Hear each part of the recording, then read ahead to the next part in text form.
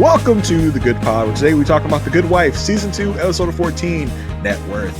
I am one of your hosts, Jason Reed. With me, as always, the movie of her life would be called The Journey of a Chicago Nerd. Marissa Garza. Marissa, you good? I'm good. It would be. It would be called that. But you know what?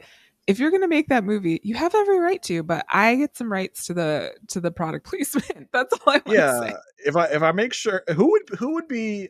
I think I could probably I would cast like a Zoe Deschanel to Oh be yeah, a Marissa Garza in the Marissa Garza movie. yeah. Thanks. I appreciate that. Yeah. Who do you want to be in your Quirky, movie? nerdy. Who don't want to be in my movie? I mean, the obvious is like Denzel, right? He's got the Avi. great Avi. looks. Obviously, I don't know. Maybe like a Cuba Gooding Jr. I don't Not a know. Michael Ealy. Oh, that's a good one, Michael Ealy. That was my pick. That's a Yeah. good one. I like that. I do look like Bond, right? Like Yeah. Yeah. I'm a good guy that's actually a bad guy. I'm You'd be that like guy. iPads and compliance. Yeah, peer reviews. No. Yeah, that's definitely me. That's me, Michael Ealy. I think you nailed it. I look exactly like Michael Ealy. Well, I mean, if you're gonna be Michael Ealy, though, then you can only only show up in places where Julius is not. Yeah, Unfortunately, we can't cast Michael Boatman in the movie as well because they can't be in the same room at the same time. can't be in the Listen, same. neither of them were in this episode, No, so there was like interesting. a whole opportunity for that Yeah, to happen, but no. so interesting. Yeah. Listen, interesting episode, right? Because Mhm.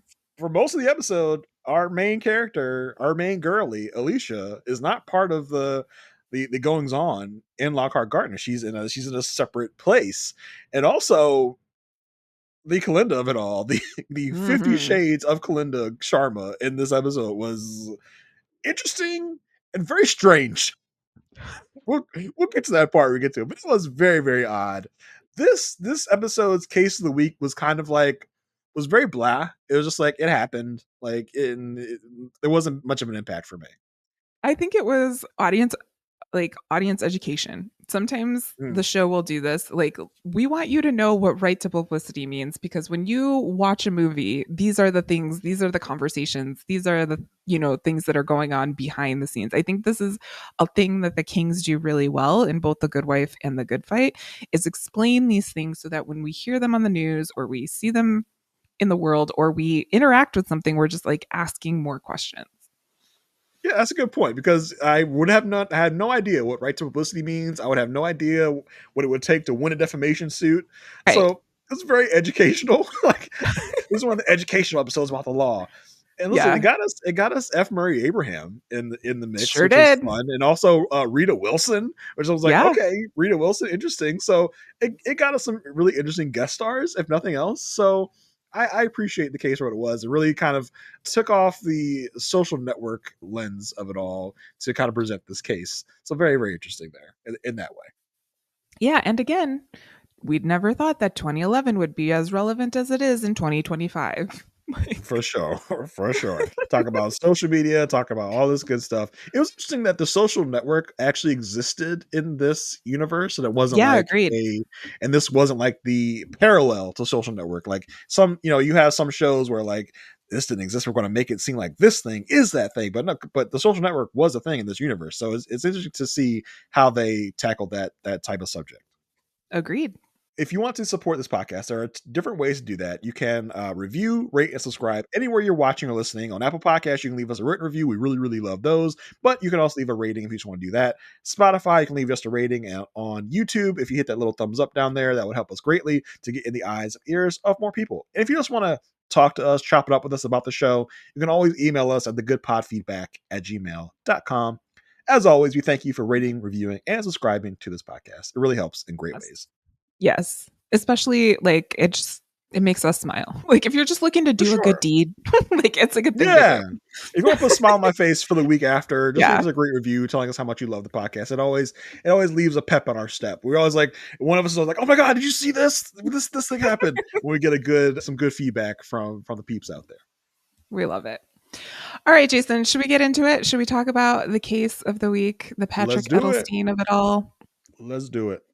Well, we are introduced to Patrick Edelstein through Viola, who, as you said, is a major guest star in the situation with Rita Wilson from all of the things, but also being married to Tom Hanks. Like that's pretty. Yeah, you don't want to distill someone into Yeah. who they're married to, but I think in this case, like, yes, Rita Wilson is her Well, own established actress, she really but is. And like yeah, producer, like she does a lot of things. Like she's done a lot in the business. She's her yeah, own entity. But when I think of it's hard to think of Rita Wilson without Tom Hanks. And it's also hard to think of Tom Hanks without Rita Wilson for me. Like I see them like connected, especially because that one time, remember when COVID first happened and then they got COVID together yeah. and then it was like this whole thing. They were Yeah. they were the spark of people taking COVID seriously. When Yeah. When it was Tom Hanks and his wife caught COVID, that was what made everybody stand up and go, "Oh my god, maybe COVID's actually serious." Who would have thunk Yeah. it? But the biggest like thing about Rita Wilson and Tom Hanks, like I don't know if anyone else has watched the show Claim to Fame. It is a reality Oh, yes. show Yeah. where the relatives of famous people come on. You have to guess who their relative is. They had someone on there that was a blood relative of Rita Wilson, but when they presented her as the nephew of Tom Hanks. So I guess you would, or the niece of Tom Hanks. I'm sorry. Like that would tell you how serious people take Rita Wilson when they don't even use her name. They use her husband's name. But yes, Rita Wilson, let's not forget, is a person on her own. But a Yeah. lot of us will regard her as Tom Hanks' wife, as it's Tom Hanks. Well, but she has like look her up. Look her on Yes, she IMDb. has her own See credit. everything that she's done because she's done a lot and in a lot of different facets.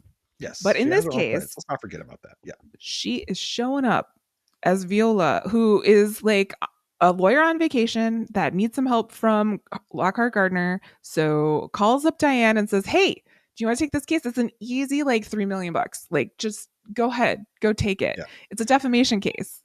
And I don't know if this is the 2011 Oh, bad. Yeah. graphics or she's obviously in front of a green screen. Like I am not a production person, but even I could look at that and be like, this is obviously a blatant like green screen post production, added in shot of the wonderful vista she's looking out of her window at, which is supposed to be like, I don't know, Cabo or something. I don't know. Well, and at the same time, the snow in Chicago is very rarely that gentle. And also, like, was CGI'd. So, like, Yeah, so funny. it's I was like, okay. "Oh my god, this is crazy." And like to show you that it's supposed to be cold here, they have Diane wearing like a fur coat, like inside. Like, did y'all not pay your heating bill this week? Like this month? Why is Diane in a full ass fur coat in the office? Like, this is weird. It was weird. Like, it's cold here. You get it? It's cold here. It's warm where this Viola person is. Do you understand? Do you get it now? Yeah, we understand. We got it. Well, the case is Patrick Edelstein. They made a movie about him. He is a computer programmer. He created a website and they made a movie out of him. And it had some incorrect things. So Patrick Edelstein is suing the studio for defamation. In a defamation case, you have to prove malice. Like this was done with malice. This was done to hurt him. So it's not like an easy to prove case, but according to Viola, like Illinois is a place to kind of try these type of cases. So let's call my friend Diane and see if she will help me out. So they end up taking the case and tell me if this sounds familiar. I didn't build my website to pick up girls. My heart. I Uh, mean, but I do kind of believe Edelstein here because yeah, he's like, yeah, listen, they tried to portray me as this like girl hungry person that did this to pick up chicks, but I was engaged at the time. And like he's like, they had people that said they were my friends in the movie talking crap about me. And basically, I don't have any friends, so there should have been there would actually in real life, there's no one to talk crap with me because I don't have friends, which almost kind of like was what they were saying there. But yeah, Patrick is very passionate about proving this defamation case. But the point of Viola is like, listen, there's no way that we're gonna win this case. Like, just just get the kind money. of babysit the guy and pretend like you're doing work, and you'll get money. So just do that. Do that for me while I'm on vacation for a week, will you? Like, just babysit the kid. You don't gotta do much for him. Just do the legality stuff, and you'll be okay. Yeah. And Patrick's whole thing here, though, is like, they made this movie about me. I am nowhere in the public eye. Like, I don't write things and put it on the internet. Like, he's basically like Tom from MySpace. Like, he's like Yeah. kind of like gone into another world. So when people look at my name or Google me or whatever, they're only going to have this movie to really judge me against. And if that's the case, I want this to be true. And so the first argument that we're testing this case on is like, is he a public figure? He's like, I'm not out there publicizing myself, but Will says later the public came to him, so he Yeah. is a public Yeah, figure. you don't get to decide if you're a public figure or not. The public Yeah. decides that for you, whether you like it or not. So like, that's kind of what Will's saying. Like, yeah, like all the stuff you're saying is great, Patrick, but it's not really up to you to be a public figure, unfortunately. Even though you don't want to be, you are.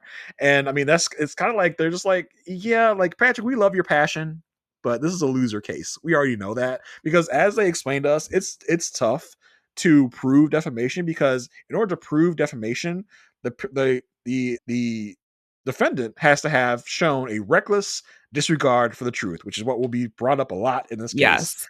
They, Yeah. they, they have to prove that the studio had a reckless disregard for the truth. They got to be reckless in the disregard. Yeah.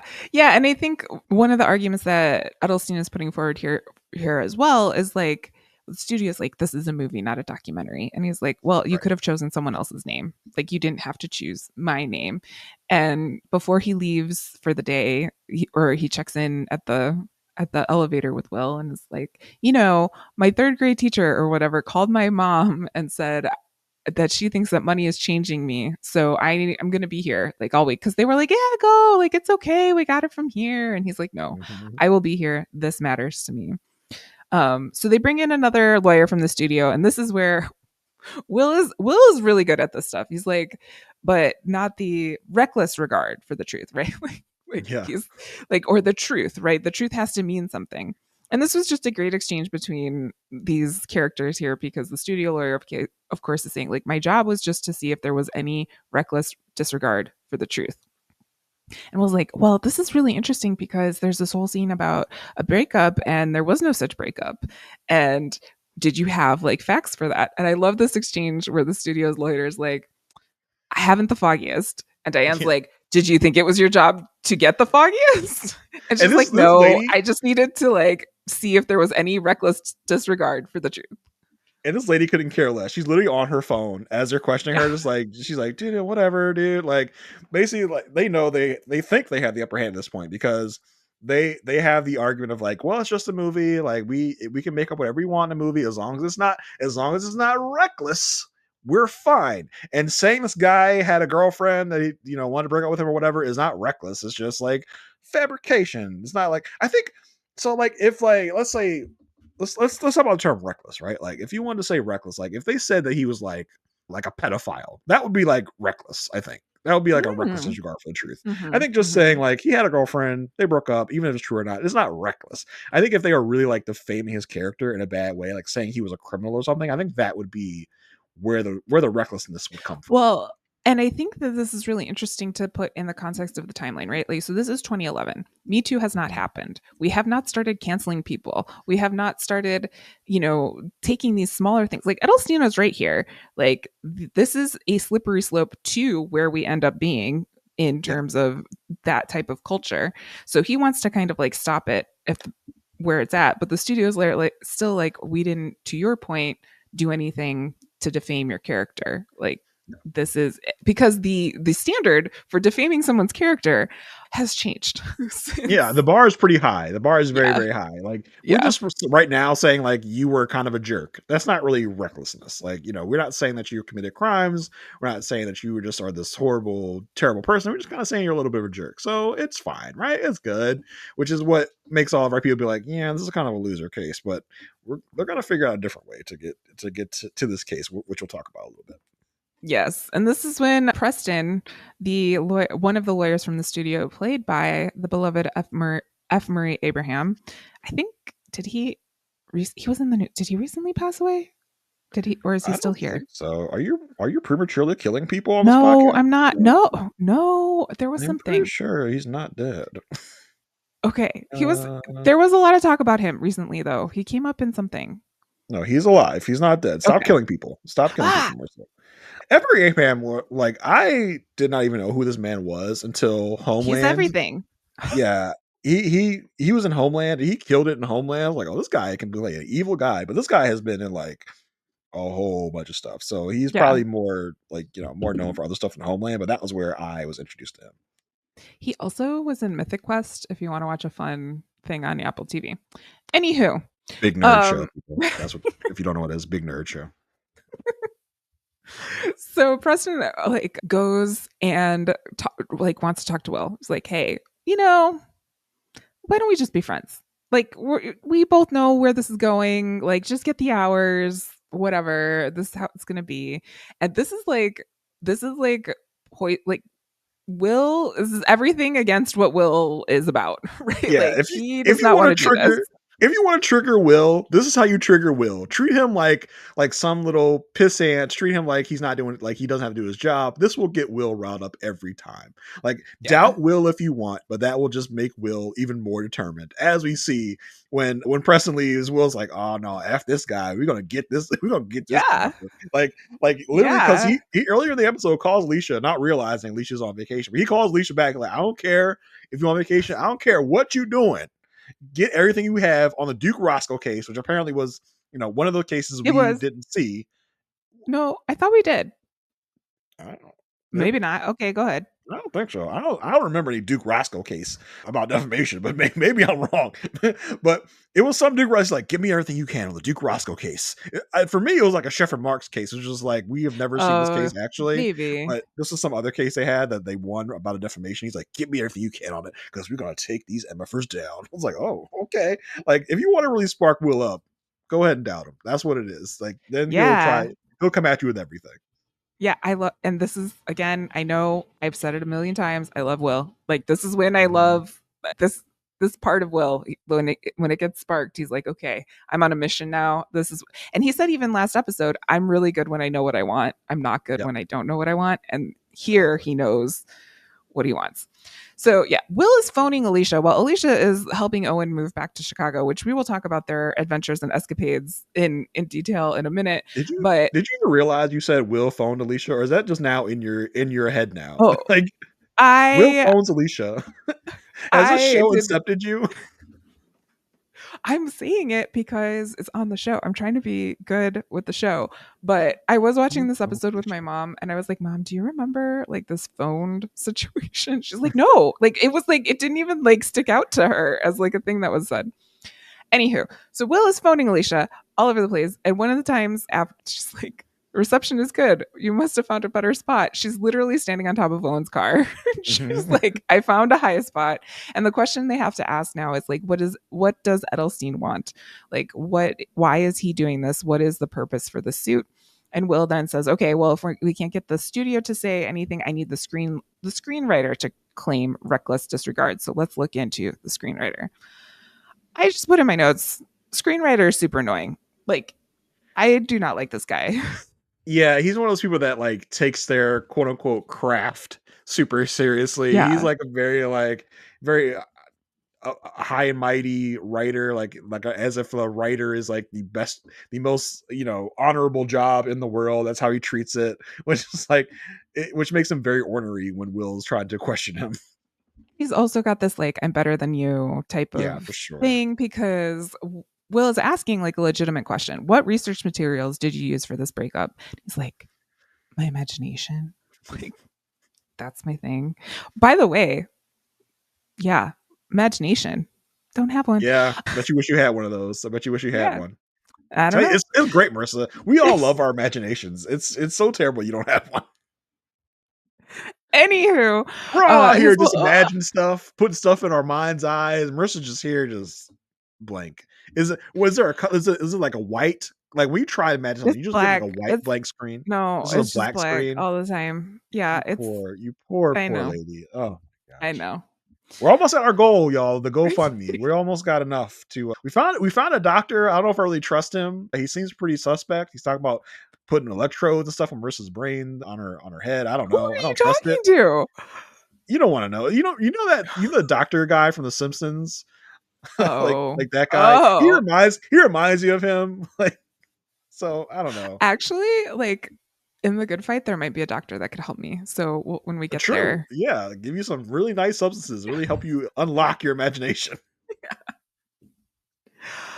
anyway, the screenwriter is saying like the truth of the character fits into a narrative. I can do what I want. The First Amendment protects this.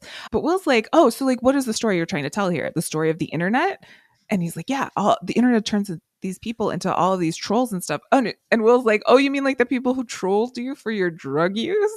So Ooh. maybe you have a motive here. Maybe you want to do something to Edelstein because of your experience with the internet. Yeah, because I mean, in this guy's mind, Edelstein might represent all those trolls, all those bloggers that talked crap about him and his drug addiction. And this is another specialty of not just Will, but most of our characters when they're like doing this type of thing, they rile up the person that they're questioning, so the person will admit to something bad. Like you just wanted to stick it to the internet, right? That's why you decided to write bad stuff about this guy, about Edelstein, because you wanted to say that everyone, especially with the internet, is a bad guy. So that's what your real thing was here, right? And the writer's getting more and more riled up, and the the lawyer from the studio was like, but you didn't do it recklessly, right? Like But like, that's what's but important. there was no malice, right? And Yeah, like yeah, no malice, no malice. yeah. And Like he does that's say what's important. something that I think like especially in okay, so like 2011, we've been having this conversation as a country for a while at this point. We have not reached the fake news portion of our programming as humans in 2011, but there is this line that says, I don't care about facts. I do care about the truth. And Yes. they're like, these are words that are starting to take on different meaning in at least the eyes of the screenwriter, where Hmm. a fact is something that did happen.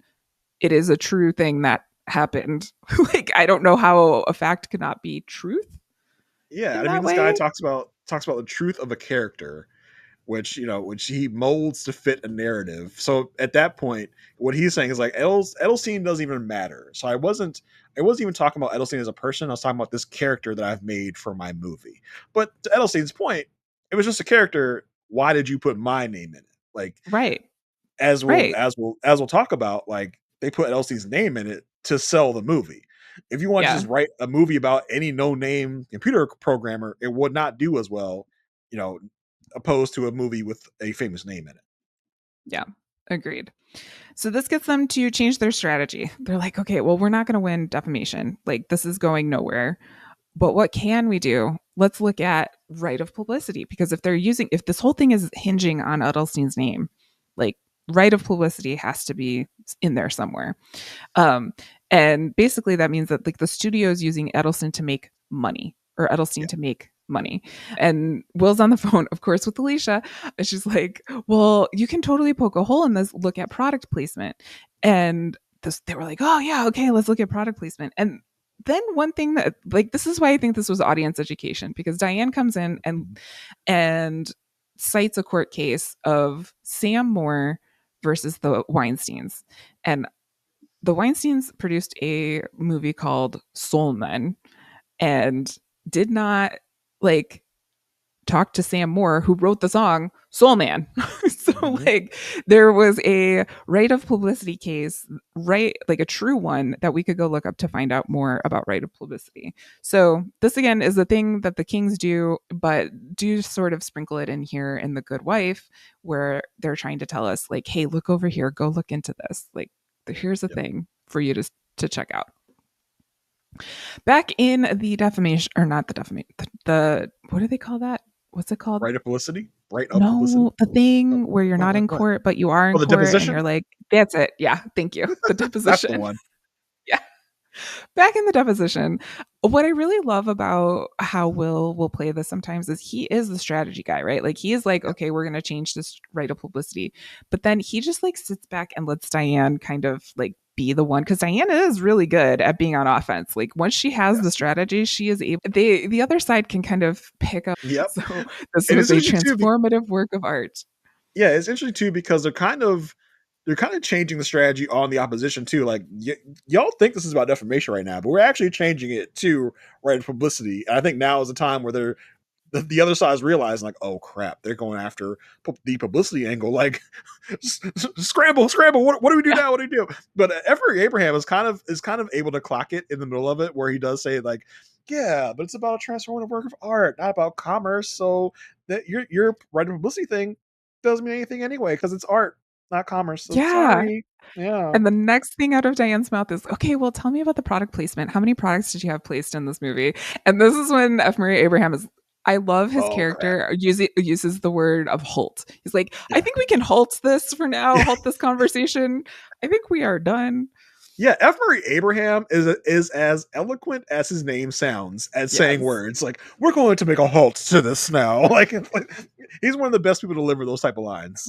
Like but I also believe that the word was not halt in the script. Like I believe he read the script and he's like, no, Yeah, there's a better word. yeah. Let's use halt. Like I think he would be that type of person. I don't know. He We could must probably halt not these be, but proceedings. We must halt these proceedings forthwith. yes, yeah. Well, all of this news has gotten to Viola. She is super mad at the situation because she's like, "Yo, Diane, I just told you to babysit this case. Like, you're supposed to make $1 billion on this, and why are you, actually trying to win this thing? Like, what? What is Like, going on?"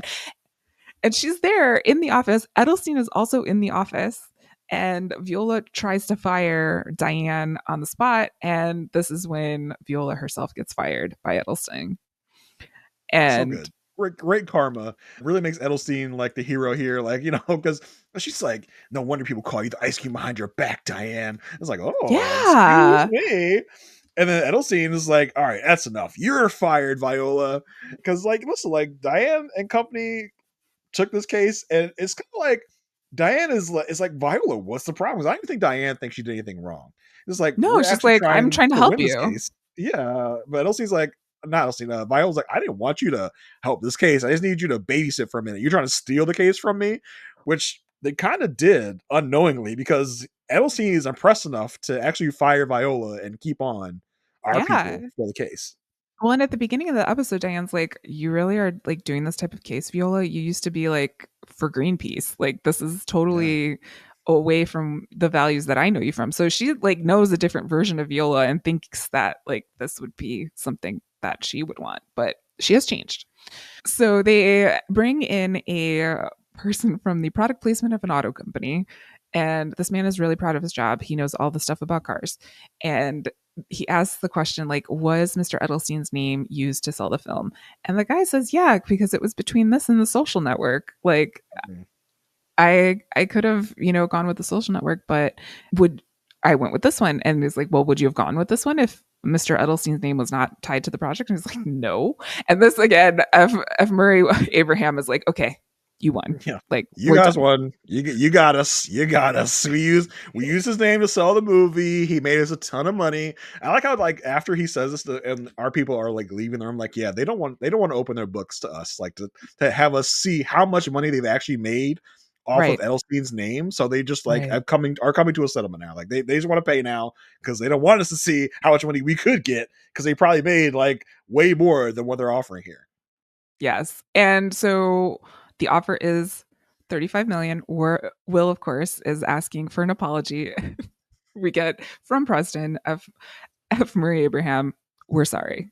Like it was funny. Why would you name yourself F. Murray Abraham? Like, because it just sounds like I'm saying F. Murray Abraham, whoever that guy Well, is, maybe F that that was guy. maybe that was it. You know And what? there is a Murray Abraham, F that guy, F that F. Murray guy. Abraham. There wasn't a scene at the end of the episode where the screenwriter is talking to Charlie Rose and talking about like how this case played out. And the question is posed to, I think, to the audience, to the world, what would happen to people if we were able to sue on right of publicity all of the time? Well, I'll just tell you, things have escalated quickly in 2025. Sure. So that was our case of the week. But there was also a lot of other stuff happening in this episode.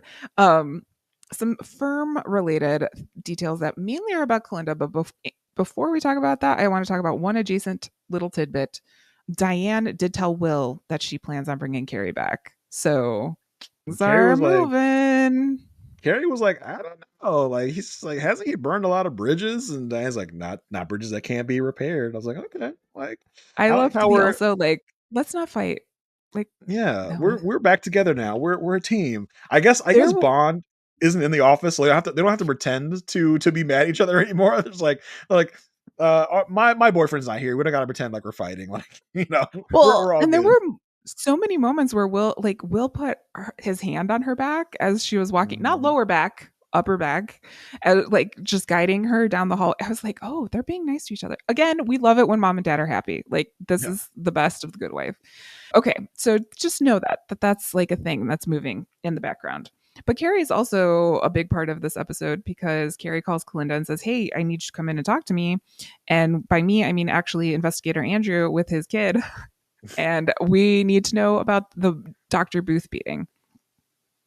The beating a couple episodes ago of this psychiatrist who was supposed to show up in court but then didn't show up in court because he was beat and in a coma. So Andrew's questioning Kalinda about this. Carrie really doesn't like this at all. Like he's trying to like throw some softballs up for Kalinda, like trying to like play some defense on on her behalf. It I'm was sure really Carrie's interesting. Yeah, I'm sure Carrie's thinking like, Andrew, bro, I brought you in here to like help me and be my bud, but like now you're going against me. What's going on, bro? Like I thought we were bros. Why are you trying to question my crush? Like what's going on?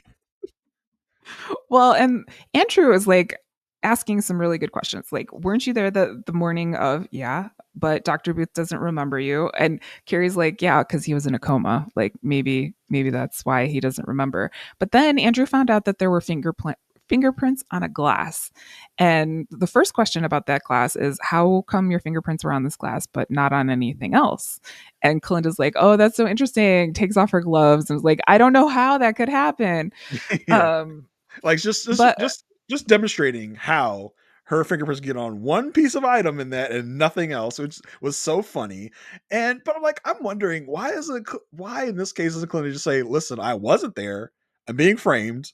You figure it out." Because like she wasn't well, actually there. because she but was she or was she not? No, she wasn't there. She was not there. Like Then I she, don't know. Yeah, I don't know because she goes on because this whole thing also with the glass is that not only does it have Kalinda's fingerprint on it, but it does not match any other glass that this man owns, but it does match glasses from Lockhart Gardner.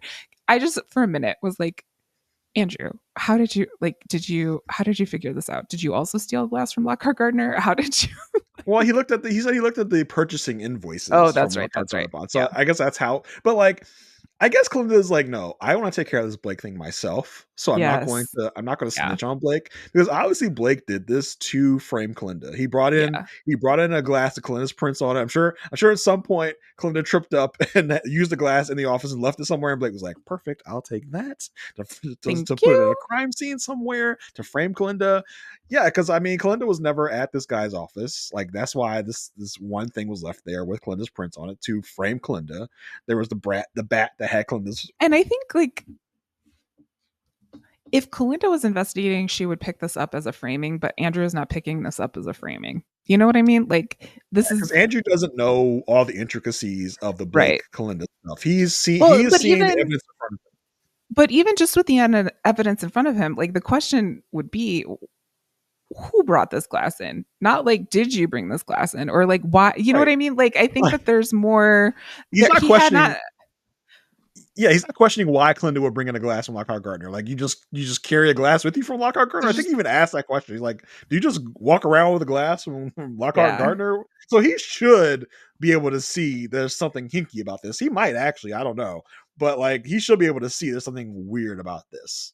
And he might, but he also is like somewhat getting distracted, or at least does not like the fact that Carrie is trying to help Kalinda in the situation. And he Yeah, thinks that that is pointing to her guiltiness right. of this. As Kalinda leaves the state's attorney's office, Blake is next to be questioned. So we know that there is a legit investigation happening here. Then we get the scene. I was like, Carrie, what are you doing on the side of the street? Like, what are you like? It was like, in the movies when they're talking to sex workers, and it's like, Yeah. I was like, what is this? But Kalinda rolls up, Carrie's on the side of the street, and he's like, I can't talk to you. I'm I doing was this kind to of protect you. I was kind of confused because at first I thought, was this supposed to be a meeting? But then, like, or is Kalinda stalking Carrie? How did we get to this point? Because she rolls up on him. He's immediately like, I can't talk to you. You gotta go. You gotta leave. I can't be seen talking to you. Like, so did Kalinda just stalk you to find you? Did you call her there? Like, what is this? Like, Yeah. I think there was something missing there, maybe on the cutting room floor we weren't supposed to see. Well, I also like I read that as Kalinda wants to like follow up with Carrie, like, what the hell was that this morning? And Mhm. yes, we just needed this like thing to tell us that Carrie's not talking to Kalinda now. Like he's trying But to protect her. it wouldn't surprise me if Kalinda has like slipped trackers onto everyone she knows. Like she's Oh like yeah. she slipped a tracker on Alicia. She slipped one onto Carrie, probably Will, Diane, just so she can know where everybody is at all times. So she just like rolled up on Carrie. Carrie's like, "What are you doing here? How'd you know I was here, bro?" Yeah. Yeah. He was outside his apartment. Um I don't know. Kalinda, again, trying to take care of this by herself, goes to the FBI lady. I don't even know her name. I just call her FBI Her lady. name is Jill. Her name is Jill. They will Oh, never Jill. they never ever say her name on this show. Like even when she comes up to the lady, she's like, "Hey, FBI lady," like or FBI. I'm like, why Hello, won't she just friend. say her name? Like it's so Like, weird. yeah. Yeah. I was like, FBI lady is there. So Kalinda goes to meet up with Jill, or like catches Jill as she's leaving work, basically, and She got a says, tracker on hey, her. She knows where she was. She got a tracker on her, I'm sure. it's like, hey, do you know anything about this Blake guy? He's like with MS-13. And Jill's like, wait, you gotta wine and dine me first. Like, I'm not gonna give you this information. But I can tell you that MS-13 is moving to Chicago and linking up with Lamont Bishop. So there's Ooh. that little piece of Jill, information. FBI lady Jill is always so thirsty for Kalinda. Whenever she sees Kalinda, Oh yeah. she's always trying to seduce Kalinda. Whenever she sees her, I'm like, oh my god, you are so thirsty for this lady. Goodness. Then we see Carrie at a warrant at Blake's apartment. Can we just a minute? Blake's apartment. What was that? I did not believe that for a minute. Believe what? That That it was his apartment? yeah, I was like, this does not fit the art and the this and the Excuse that. me. Excuse me, Marissa. Blake can be cultured and be a thug at the same time. He can be a multifaceted person if he wants. How dare you He say that could. Blake He is could not be. He cultured could enough be. to have art? I did like the dig that Carrie gave him where he's like, people like to threaten me, but then when I see what books they own, like Thank then I you. realize the threat's not real. Like this guy had like Well, Calvin and Hobbes. This guy had like different like dumb like third grader books. Like you don't have War and Peace. You don't have like all this other stuff that would lead me to believe you might be a threat. Like okay, what kind of books does he have? That's what I want to know. I love Calvin and Hobbes. But this is in response to Blake saying, like, I don't mind that you're here. I don't mind. But I have friends and they won't like this. Bruh, that's a threat. Like if I was Carrie, I'd be like, hey, this guy just threatened me. Like come get him. Like that was Yeah. not even much of a veiled threat at all. Yeah. Andrew and the baby are there and they let I love everybody. I love when Andrew brings the baby. Like when Kalinda was at the office and she saw his baby, she looked at the baby like it was a sea monster. She was like, "Oh my god, that's Yeah, what is that thing?" And it's pretty I know that Andrew has like a busy wife and he has to look after his kid all the time. But I also think he's also using the kid like there's a lot of people in this world that use their kids as props and Yep. tools. Like Andrew seems to be using his kid as like a disarming prop. Yeah. Like hey, got a baby. That really kind of puts you off guard, doesn't it? You might want to say some things you wouldn't normally say in front of this baby. Boom, Yep. baby. See this Yep. baby? I got a baby for you. Tell me the truth. So weird. You wouldn't lie to a baby. You wouldn't lie to a baby with glasses, would you? Well, he's there to tell Blake that they found an email on Blake's computer talking to Bishop about office supplies. So this has created the link between Blake and And that's Bishop. that's office supplies in air quotes. Hmm. Like Hmm. about Hmm. 10 pounds of office supplies. So many staplers. And like the theory here, Blake is like, it's not my email. Someone broke in, like hacked my computer. Carrie's like, oh, so someone broke in to type this email? Sure. I guess that's plausible. I guess that could happen. In the back of Carrie's Meanwhile, mind, he's like, that's definitely something Kalinda would do. I gotta check with her and see if she did this. Meanwhile, Kalinda is in FBI lady Jill's room because apparently when you work for the government and have to drive to Lake Forest is not like it's not close, but it's not super far. It is like you don't need a plane to get to Lake Forest from here. That's all I gotta say. Like people make long commutes. Anywho, but the government will pay for a room for FBI lady if she works past 11, which I guess makes sense, which is nice. And she's putting the moves on, like you said. Like Jill is announcing that she's taking off her shoe. She's stretching. She's doing all of the stuff while also asking Kalinda, like, "Hey, come work with me. Like, your firm's in danger. I hear it's connecting with Bishop. It's not going to be good. Also, why do you like men? Just curious, just for my own edification.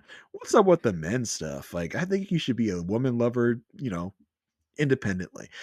And she's putting her foot places. I'm like, is that sexy? Like a foot in that place? Is that what Especially you want? like a foot that has been in the shoe like all day. No, thank you. But No, just a thank foot you. anywhere in that area. I'm like, Mm-mm, what's mm-mm. this supposed to do for me? I mean, if that's your kink, so be it. But it's like I don't think it's most people. It's like, okay, why are you putting your foot in there? That's weird. But Well, that's Jill's way of flirting. yes. But the answer to the question, why do you like men, reminded me of a very famous Schitt's Creek scene where David Rose says, I like the wine, I don't like the label.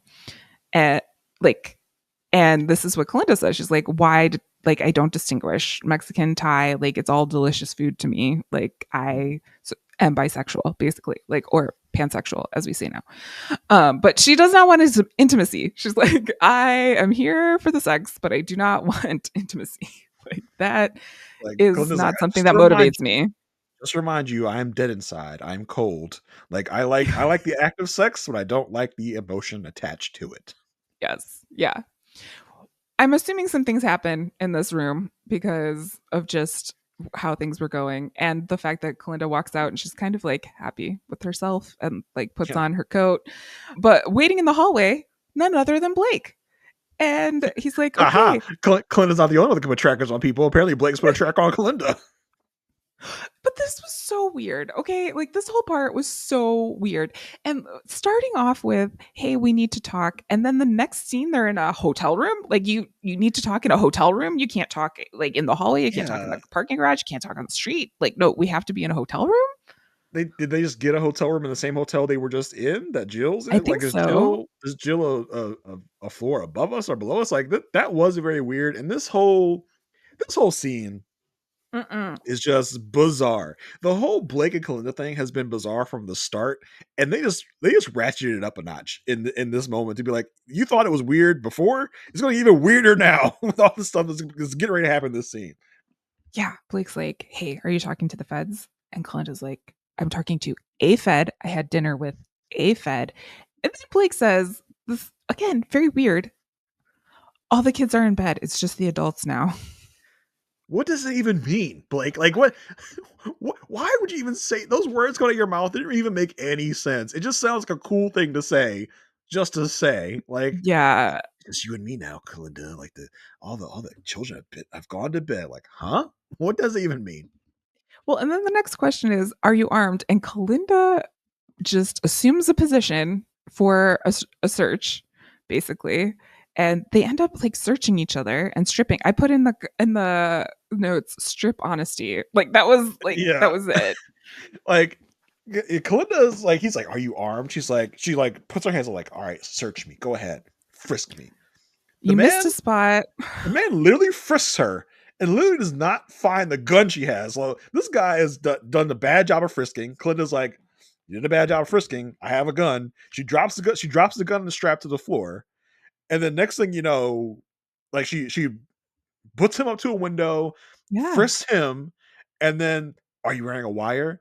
And then jump cut, boom, they're both half naked. Like Yeah.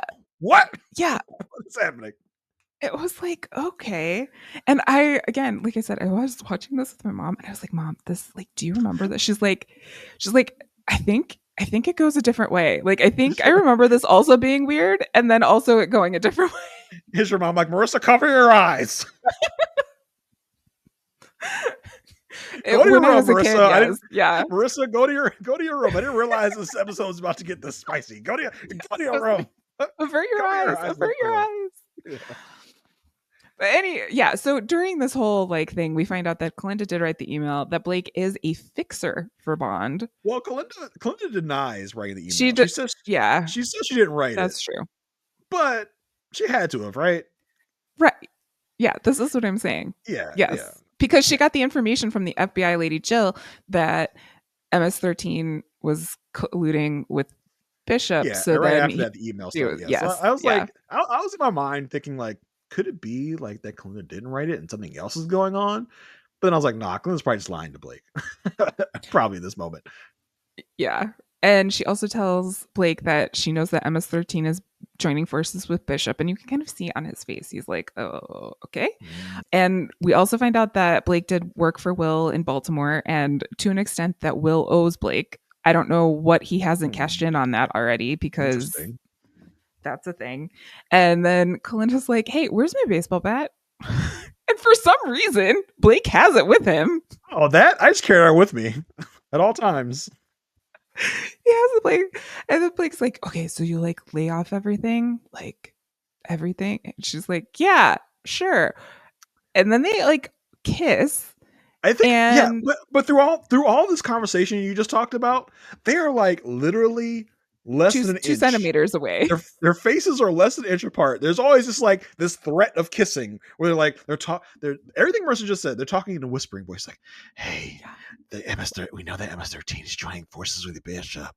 Like brushes her lip against his lip, like doesn't kiss him, just brushes it up, and like almost they're like, "Hey, by the way, where's my baseball bat?" Like, oh, I'm a fixer. Like basically Blake is like Ray Donovan, I guess, like from that show. He's like a fixer Or that does Olivia things for Pope. people. Oh yeah, but Olivia Pope didn't do that stuff, but yes. Yeah, Like she she had had the other people who guy did going that for it. stuff. Yeah. Like all of this is just like on the threat of kissing, which is so weird. They're just their faces are so close together. It's like this is cringy. Like this is odd to me. This This is is weird. so bad because in the middle of all of this, like Blake is also asking, like, why do you care about Leela? And then also, is it true that you don't like men? Like, where is What this does that have to going? do with this? What do you? Yeah, it's like, what do you care about? Kalinda takes a step back, has her bat, and then whacks the air out of him. Basically, like gets him in a Yeah, place where he cannot breathe. I think she hit him in the And solar plexus, which is what like that does that to oh, people when you hit the solar plexus. Like it really like knocks one out of them. oh, Yeah.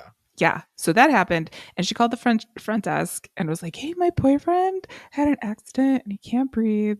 All this stuff. And on her way out, Blake is like struggling on the floor, and he says, "I phoned your husband." Dun Dun, dun, dun dun. dun. I do not remember any of this. I remember a husband. I don't remember what the deal with the husband was. Like I remember that Kalinda had a husband, but like I said, I don't remember what the whole storyline was. So that will be interesting to figure out once we get there. But I Yeah. guess this is supposed to be like a big like oh my god moment, which I imagine that the first time watching this, everybody's like oh my god, Kalinda has a husband. What? Well, yeah, because they've been like labeling her as a lesbian this whole time. And so then it was like when FBI Jill was like, "Hey, why do you like men?" It's like, "Oh, there's a possibility she could like men." And then they spent 2 seconds, boom, husband. Like it Yep. was just like, boop. Yeah, I can't wait for this Blake stuff to run its course because this is really I kind do of not like like him. this is kind of a dud of a character and dud of a Yeah. storyline. So I can't wait till you move past this. Yes. Speaking of moving past, we can move past this into the final storyline of this episode, which is Alicia helping Owen move to Chicago. And in this entire conversation, Owen is picking up on the Will of it all. He's like, "You and Will have some really interesting conversations. Do you give each other the sultry eyes? Also, Alicia, do you remember when you wrote in your journal and you called him Mr. Georgetown? Like, do you remember all of this?" It was Yeah, very like sibling-esque. yeah. I Yeah. mean, because Owen knows there's vibes there, and he's like, he wouldn't be a good brother if he didn't pick at Alicia about it and like mess with her about it a little bit. Like as you said, Yeah. like, oh, was this guy Mr. Georgetown who you talked about all the time in college? Like, oh, like again, I'm gonna need that prequel. I'm gonna need Mr. Georgetown. I'm gonna need like a voiceover every episode with Alicia writing in her journal about Mr. Georgetown. Talk to Dear Mr. Georgetown diary, again today. I saw Mr. Georgetown on the quad today. He was looking Mhm. so good. And Yeah, the I met up with Peter for dinner, and we uh, fought a little bit. Peter. Peter. I'm sorry, I didn't mean to mention Peter. We were doing so We were good with so no episode of good. Peter, but Yeah, you're it's so okay. happy It's there's no Peter okay. in this episode. But also, like any good brother, Owen is also trying to like push Alicia's like boundaries a little bit. Like, hey, why don't you just like steal some Wi-Fi while we're on the way? Like, Will keeps calling you, just like steal the Wi-Fi. And that was a time where you could actually do that and do that pretty easily and do that pretty well. And in one of the hotels that they stop at that has free Wi-Fi, he Owen keeps, like asking, well, this was in the car. In the car, he's like, okay, no, seriously, what's up with Will? And she says, I like Will. He likes me. We like to work. We work well together. And Owen keeps pressuring her. She's like, I don't want to screw up work. And Mm-hmm. Owen's like, oh my God, are you sleeping with him? And she's like, well, you want to sleep with him? She's like, I don't want to think about it. Well, he's like, but you want to sleep with him? And she's like, I want to. ... Not think about it. Like, okay, like we almost had you, Alicia. We almost had you admitting that you wanted to bang Will. We know you want to bang Will because you had dreams about it. We as an Yep. audience know because we've seen it. But Yep. we want you to admit it out loud to somebody, even if it's Owen. Yes. And at one of their stops in the hotel, Owen is being a little brother and he gets high in the bathroom. And I Alicia's like transported back directly to childhood. She's like, no, no, you gotta put it out. I'm gonna call mom. Like, you better do it. I love this. Is like we've seen because this is like the third time we've seen Owen, and every time Owen comes around, Alicia she is kind of transported back to this like childhood state of mind. It's an interesting way to see Alicia because we all the time see Alicia as this serious, no nonsense person, but when she's around Owen, she kind of gets in her bag a little bit about not having to be so prim and proper. And this was a great way to show that she's like as a brother sister bond, which I imagine because I'm an only child, so I have no idea what that's like. It's almost like Marissa and her See? imagination. I Yes. don't even know. I have Yeah. no frame of reference. But yeah, they're like Oh, she threatens to call. I'm gonna call mom. Tell her you're getting high in the bathroom. And listen, this is 2011, where it wasn't marijuana well. is the devil's lettuce. Well, and we had just in the last episode, Peter was just talking about like medical marijuana and getting Yeah. that to go forward. So we're still in that time. Um, yeah. So this was she's like, I have my wine. I don't need weed. Like she was like, I'm fine. Blah, blah, blah. But Owen likes this idea of Alicia doing bad things. Like he's like, this is really interesting to me. And then after I'm assuming a couple of glasses of wine, Alicia just says, Will phoned me and I never got the message. It was like, or Owen's like, what? What do you mean that? It's like my phone, it gobbles things. But like the question is, do I ask him what he said? He's in something with someone. They like sports together, like 3-pointer this and 3-pointer that. It's just like she caught herself. She's like, oh no, I just made fun of her Like, voice, oh, but that doesn't Alicia, mean anything. it's like Alicia, you're nice and drunk now. You're like acting like literally I think on the matters of a child at this point. She's like, yeah, 3-pointer, 3-pointer, yeah, like so childish. I love that, Alicia. And Will, or I keep doing that. Owen is like, oh no, you're in love. She's Mm-hmm. like, I can't be. What do I do? And I love Owen's response here because he's like played this out like so much. He's like, Yep. this is what I want my sister to do. I want you to go home and get dressed in something professional, but not like a business suit. And I want you to walk into his office and say, Will, I need a moment of your time. And the only thing I can think about is how your breath is on my neck and all this stuff. And you know what? It's Alicia time. And I was like, yes, Owen. So yes, do that. Do it. Do it. Do it. Do it, Alicia. I dare you. He pretty should have been like, Alicia, I double dog dare you to go to Will and Yes. do this. Yes, it was so good. Through the magic of TV, they get from Oregon to Chicago in a television episode.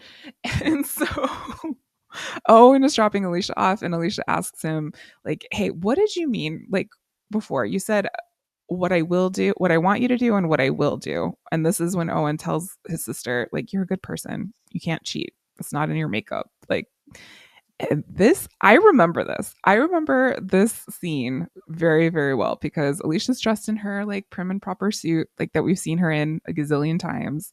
And then the camera pans to the right, catches the mirror again. She's dressed in this like professional yet sexy Yeah. dress, and her hair is different. And it's kind of like, like a turn. Like she's making a decision. She's going in a different direction here. And she goes to the office, and Will and Diane are, talking about the case that just ended up, the screenwriter thing was on the TV, whatever. Comes in, hey, Alicia. Alicia goes to Will, I need a moment of your time. And I was like, oh my, Is she gonna do all the stuff? Is she gonna do the thing that Owen told her to do? what? And she's like, I never got the second message. Can I ask you, like, what did you say? And Will, like, you can see, like, Will is thinking so many things right now. He's like, Yeah. what do you mean you never got the second message? Hold on, let me close my door so nobody can hear this conversation. I Like, love the way Josh Charles plays this because like at first he's like the message like I don't know yeah, what he you're talking was about. like Like all giddy. He's like, what yeah, message? but no, at first I think he thinks that she's talking about like the last message that you're just talking about for this case. Yeah, yeah. And then it hits him. He's like, oh, that message. Like and as he realized, he's like, let me go close my door because I don't know what's about to happen here. We're gonna need some privacy. And just a look on his face as he's walking to the door, he's thinking in his mind, he's like, what do I want right now? What is this about to be? Like, I'm Well, sure in his and mind, he's like, I got Tammy, I got Alicia. Like, because he never saw this coming. I'm sure he never thought this was ever going to be brought up again. He's just like, what is happening right now? well, and for so many times, like they've gotten so close, right? Like Mhm. he's got to that line, and he just made a decision with Tammy. He's like, they're in preferential treatment or whatever they are now. Yeah. Like they're not in a relationship, but they are in a relationship. Like, not in Um, love, but actually kind of in love. yeah, they caught feelings for Yeah. sure. And Will closes the door, makes a turn, and says, "You made the right decision, and I don't want it to be uncomfortable between us." And Alicia, like you could see, like her face falls, and she's like, "Okay, well, like it isn't right. Like we're Yeah. okay." She's It's low key like so, crushed. She's got a crush at this moment because she thought yeah. that this was going to happen. She thought this was the day that she was ready to make this decision and be like, yeah, I'm about to like, if you I'm say gonna it's steal some on, Wi-Fi and more. yeah, if you say it's on, Will, it's on. Like that's the decision I've made. And Will just flat out lies to her. It's like, yeah, the second message was just like, hey, yeah, good idea. We shouldn't do this. And I didn't remember this. So I was like, ooh, like what's about to happen? Is this a moment? Is this the moment? It's not the moment because Will's Oh just my like, you know gosh. what? Let's not. Basically, he's saying into himself, he's like, let's not rock the boat. Let's. I'm pretty happy right now with Tammy, and I don't want to mess that up. So I'm going to tell Alicia that. Never mind. I was like, oh, you coward! You coward! Yeah, it was rough. It was rough. I was like, no, Will, no. But at the end, Alicia's like, okay, I guess I should go back to work. So she leaves. And there is a definite, like, let me catch you by the wrist and tell Mm-hmm. you it's good to have you back. And she goes, it's good to be back.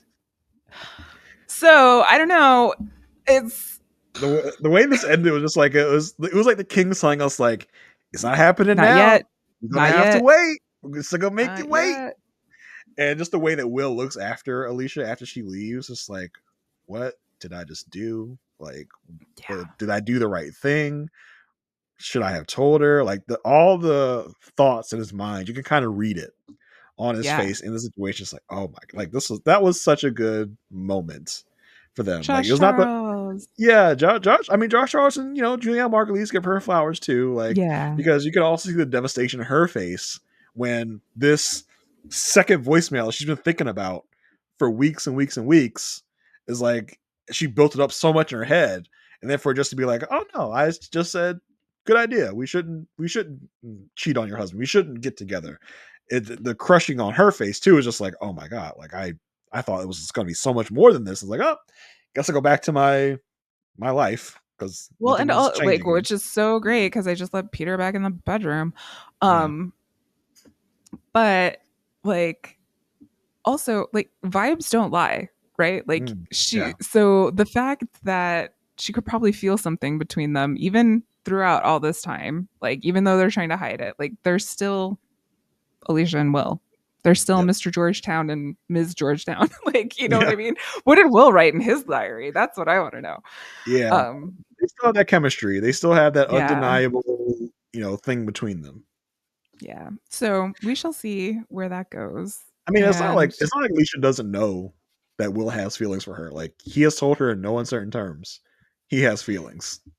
well, I think like the more empowered thing for her to do, as opposed to what Owen told her of like, hey, like, well, it would have been what Owen told, like, declare her love for him, Mhm. like, declare, go in there and say, like, hey, look, I don't know, I was gone for 3 days and all I could do is think about you. Like, this is where I'm at. Where are you at? Like, tell Yeah. me where, and forget the whole message of it all because that happened a long time ago in the show.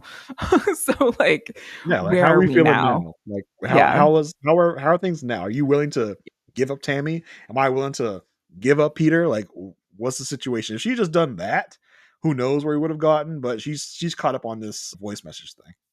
Yeah, because she hates, misconnections and all that. Yeah. It's so hard. I mean, as a people pleaser, as someone who like followed the rules for many, many years and still does, it is hard to kind of step out of that. So like this was her dipping her toe into that by putting it on him as opposed Hmm. to taking ownership for herself. But I still cheer for the Alicia that would say those words to him.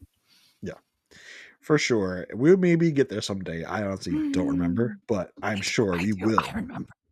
I'm sure we will get there someday, some way.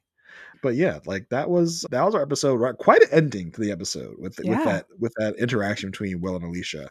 Marissa, do you want to tell the good Yeah. people out there in Good Pod Land where they can find you and all your writings, all your musings, all your everything? Sure. Hey, good pop peeps. You can find me.